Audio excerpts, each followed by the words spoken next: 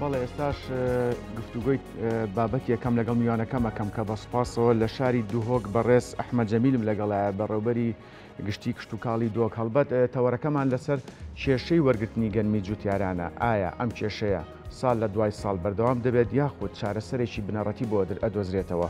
کاک ئەحمەد جەمیل بەیانیت باش، سوپاس کاتی خۆت بێمە بەخشی. بەیانی باش سەرچاوت من. زۆر سپاس. کاک ئەحمەد، ئەم کێشەیە کەی چارەسەرەکرێت؟ ساڵ لە دوای ساڵ کێشەی وەرگرتنی جوتیارانی هەرێم بەردەوامە و چارەسەرێکی بنەڕەتی بۆ نەدۆزراوەتەوە. بڕاستی کێشە وەرگرتن و جوتیارێک و جەنابەتە ئیشارەت پێداوی. بەڵێ. ساڵ بە ساڵ یعنی حکومەتە ئاتحادی ئەوێ کێشێ ئەکوت بێژن پەیدات کات گەلمە هەرچەندە ئەف ساڵ جیاواز گەل ساڵێ چووی چوو بەهانەك بوو حکومەتە ئاتحادی طبعاً وەکی حکومەتە هەرێمێ مە نەهێلەوە چونکە ئەولەن ڕیپیڤەکە عوسمانی ئەنکو تەسویر جەوی هاتیەکردن چونکە وانگەلێک جا ئەو بەهانەت کرد گوتی ئەف ڕۆبەرێت هەنگ بێژن ناهێنە چۆن لە هەرێمە کوردستانی ئەف ساڵ جیاوازتر گەل ساڵێ چووی ڕیپیڤە عوسمانی هاتە ئەنجامدان و شێوەکی زانستیانە هەمی تەسویر جەوی ئەف ڕۆبەرە ڕاست و درست ما پێشکەشی وا کرد ما گوتێک و هەنگی شێن تاکیدکەن شلای خوبە سەرڕای وێ لیجانێت وان ئەف لیژنێت وان ڕێکردین هاتین سەردانێت کیلگەهی کردن یعنی بەرەخۆ کرێ و برشتا یەک دوونەم وە خۆش چاوێ خودیت و احتیمال هەمی پارێزگەهێن هەرێمێ گەریۆینە بەس دیسان سەرڕای هەندێ هەرکو هەر بەهانەگرتن و هەر وەکی جوتیارێ ناڤەڕاست و خوار و عێراقێ ڕاستی حسێب نەکردن جوتیارێتمان. بەڵێ کاک ئەحمەد، ئاشکرا هەرێمی کوردستان ڕووبەڕێکی یاخو پانتایەکی زۆری زەوی هەیە و تەنانەت بەشێکی زۆری بە گەنم داچێنراوە، بەڵام لەگەڵ ئەوەشدا تا ئێستا نەتوانراوە کە تەواوی گەنمی جوتیاران وەربژیرێت. هۆکارەکەی چییە؟ ئێمە مشکلە بەڵێ هۆکارەکە حکومەتە ئاتحادیە زۆر خوب بوو جێسیادی حکومەتە ئاتحادی مەفروضە ئەو گەنم گەنمێ من چونکە ئەف گەنمە تێتە بکارئینان بۆ بطاقات تەموینی ئەوە بیتە ئار سەر هاوڵاتیان عێراقی هەمیە تێتە دابەشکردن یعنی ئەف گەنمێمە ئەوێت دووکێ پارێزگاه دووکێ ئان پارێزگە هەندیان هەرێمێ تێتە ڤەگواستن بۆ پارێزگە هەندیان عێراقی و تێتە بکارئینان بۆ ئەوان ئاشا ئەوێ کووتکەنە ئار و بطاقات تەموینی معنەوەی ئەوە ئەف گەنمی ئەم وەرگرین نەبەس بوومە چونکە زێدەی خواستە پارێزگە ئەز ئەکە بەحسی دووک بکەم زێدەی خواستە هاوڵاتیان پارێزگاه دووکە زورباوی گەنمەی دێ مناقلە پێتەکردن بۆ پارێزگەهێندی مەفروضە حکومەتە ئاتحادی وێ تەعاملێ گەلمە بکات وەکی ئەوە چونکە ئەسڵەن ئەف پارە بودجێ سیادی تێتە تەرخانکردن بۆ گەنمی مەفروضە جوتیارێن مە وەکی جوتیارێن ناڤەڕاست و خوار و عێراقی حساب بکەتن. بەڵێ کاک ئەحمەد، بەپێی لێدوانی وەزیری بازرگانی هەرێم پێدەچێت ئەم ساڵ حکوومەتی عێراق نزیکەی 700,000 تۆن گەنم وەربگرێت. پرسیارەکەم بە دیاریکراوی ئەوەیە ئایا دانوستان یاخود گفتوگۆ لەگەڵ لێپسراوانی بەغا بەردەوام نییە بۆ ئەوەی ئەم بڕە زیاتر بکرێت بۆ ئەوەی جوتیاران هەر نەبێ بەشێکی زۆری گەنمەکانیان ساغ بکرێتەوە و لەلایەن حکوومەتی عێراق وەربژیرێت؟ ئەس بۆردکەم هەمی هەوڵک هاتێدان جەنابی سەرۆکی حکوومەتێ وەزیرە چاندنێ ئەف شاندێ چووە بەغدا یعنی وەک پێزانین احتیمالە خۆ ئەف قۆمبوونەوێت هاتیەکردن ئەف شاندێ چووی احتمال دلمایەک ما بیتن ئەفشاندێ مە یعنی نەڕازیبوونەکە ئەکوت بژنێک جارە تند دەربڕی بیتن بۆ هەندێک و ئەف ڕێژە ئەو داتنێن گەلەکە کێمە بۆ جوتیارن مە تۆنهوو طبعا دیمایی زانیاری ئەوە 700,000 تن ئێدانین بۆ هەرێمێ پڕاستی.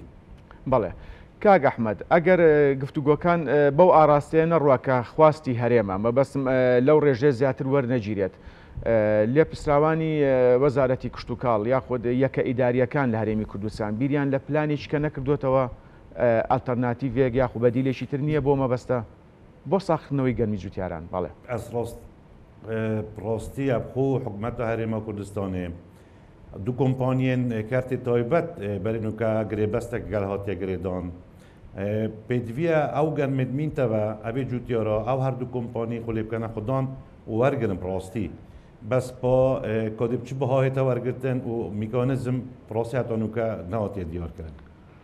بەڵێ کاک ئەحمەد، پار جوتیاران لە پارێزگای دووەک و دەوروبەری سێ جار گر بوونەوە لە بەرامبەر ئەوەی کە ئەگەر کە گەنمەکانیشیان وەرەگیرێت بە نرخێکی کەم وەرەگیرێت. ئایا مەترسی دووبارە بوونەوەی هەمان سنیارۆ لە ئارادایە لە کاتی وەرگرتنیشی؟ زۆنیم هەمی هەوڵێکی دەین هەبخۆ دائیمەن بەرهەبکێک و ئەس بژم جوتیارێمەت بیتا ضەحیە نوکە ئەف گەنمێت مینتەڤە زوربە ئەوان ئەف تاجرێت عەرەب دهێنکردن و هەردی بەنا پارێزگەهێن عێراقێ تەسلیمی وان سایلوان کەن.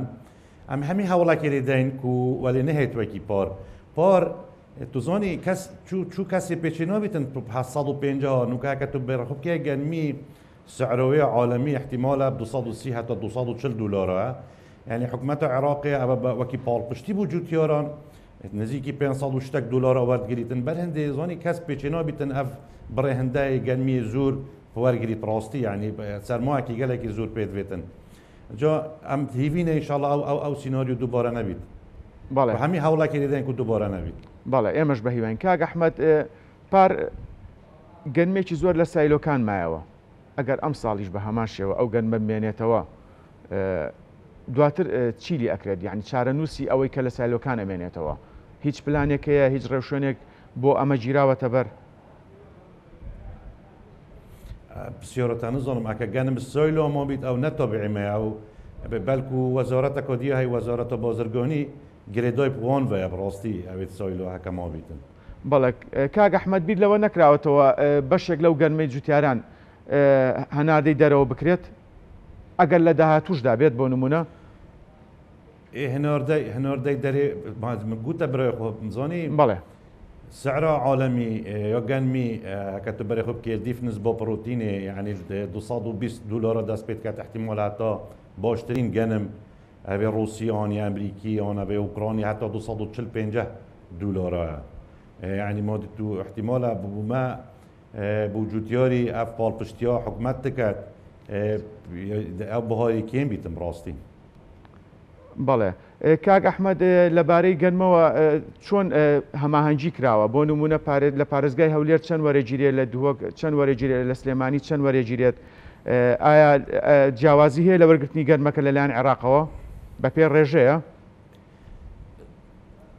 دیف وی مسحا جویه دیف وی ریپیوا عثمانی او هاتیه کردن هر پارێزگا کول دیف روبر وی هاتیه چاندن. بله. ام وکی پارێزگا دو که نزدیکی تقریبا 190,000 طن الماء تورگرتن دیف وی رجا بغدا حکومت اتحادی دانای کو 700,000 طنن همی آماده کاریش ما کرینه براستی عمل اكو بيجن هيفيا قولوا بوكاسكين كو وزارة التجارة العراقي آگاداریا سایل هم کن کو درگهت و کن ان شاء الله افرو حتى الصبح.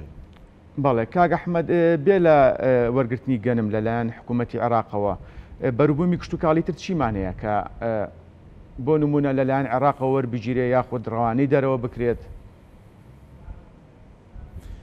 ئەس وەکی پارێزگا دووک دی بەحەز کەمە ڕۆژانە بەروبوومێ خوی وەکی زەرزەوات وەکی خیارە وەکی پیڤازە وەکی پەتاتە هەمی بەروبوومێ پارێزگا دووکێ زوربەیەوێ ئەوێ کو زێدەی خواستە خەلکی طبعا جبەر کو بەرهەم مەگەلێکی زور بووی دەمێ بەرهەمینانێ هەمی تێتەڕەوانەکردن بوو ناوەڕاست و خاڕۆ عێراقێ و ئەو بەرنامێ جەنابێ سەرۆکی حکومەتێ و نویسینگەها جەنابێ دانای ئەوێ بوو هەناردەکردن بوو دەربە ئەویش ئەف پرۆسیسەشی بەردەوام بیت ئینشاءالله ساڵە. بەڵێ کاک ئەحمەد بە پێی زانیاریەکانی لای تۆ بەرهەمی گەنم لەم ساڵ لە دووەک پارێزگای دووەک و دەوروبەری بەراورد بە ساڵی ڕابردوو زیادی کردووە یاخود کەمی کردووە؟ بله پێ نەبێت زیادی کردووە چونکە ڕێژە بارانبارینێ پارێزگا دوو کە ئەف ساڵە جیاواز بوو گەلک گەلپار و ئەو دەمێت باران هاتین گەلک گونجای بوون بەر هەندێ ڕێژە یەک دوونەم دێیا باش بیتن و جوتیارێ مەی پارێزگا دوو کە جیاواز گەل جوتیارێت پارێزگە هندی جوتیارێکی پرۆفشنال و زیرەک و ڕێکên زانستی و بنەتوڤên باش کارتینیتن بەر هەندێ ئەم پێشبینیت کەین ئەف ساڵە ئەوێ کو دێ آماده بید بو بازارکردنê پتریش 400,000 طن بیتن و ڕێژا گشتی یا بەرهەمینانێ دێ زێدەتری 600,000 طن بیت. بەڵێ بەڕێز ئەحمەد جەمیل بەڕێوەبەری گشتی کشتتوکار لە پارێزگای دووەک سوپاس ڕاستەخۆ لە پارێزگای دووەکەوە لەگەڵمان بووی سەرکەوتوو بن.